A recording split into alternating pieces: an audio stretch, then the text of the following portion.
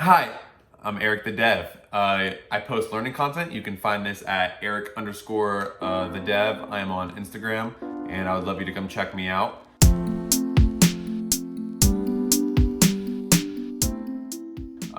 So I'm here to answer 5 questions about my career and living in the software engineering realm.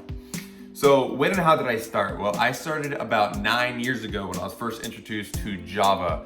The framework I was using at the time was Struts. So I was using a Java Struts to help build web applications, and I was also helping with creating an ORM at the time to, I forget what it was called. I think it was like DBMS, to help connect the Struts application to a database to help retrieve data.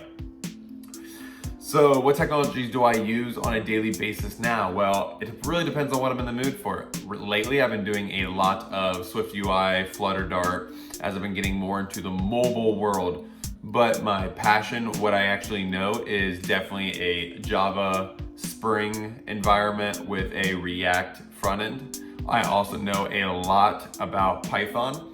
With data cleansing. That is my passion right now, which kind of brings me to my most proud product I've ever created. Is I helped create an artificial intelligence, a little bit of machine learning program using Python and Flask that allowed me to be able to predict distribution centers and how to get data from an item sent from all over the world to specific areas of the world. That's getting used all over in a logistics company called Promptra. What do I do full time right now? Well, I'm a full stack engineer.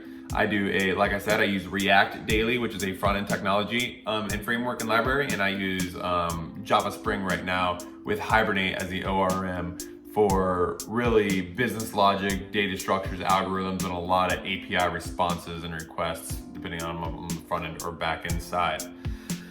If I could give advice to myself when I was first beginning, it's partake in a 100-day challenge. Here's a secret to all junior developers, people that are kind of getting into the development world. It does not matter what programming language you pick. Let me repeat that. It's not about what programming language you pick. It's all about understanding how software is built.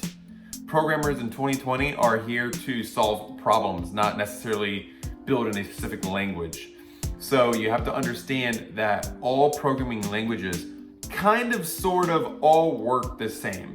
Once you get the understanding, you can then switch between programming languages easier.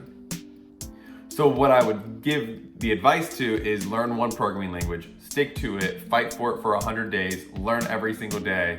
And then after 100 days, you can change the language if you want, but those first 100 days are going to make it or break it into your learning and how far you go into being a software engineer. Thanks everybody. Again, Eric the Dev, and love talking with you guys.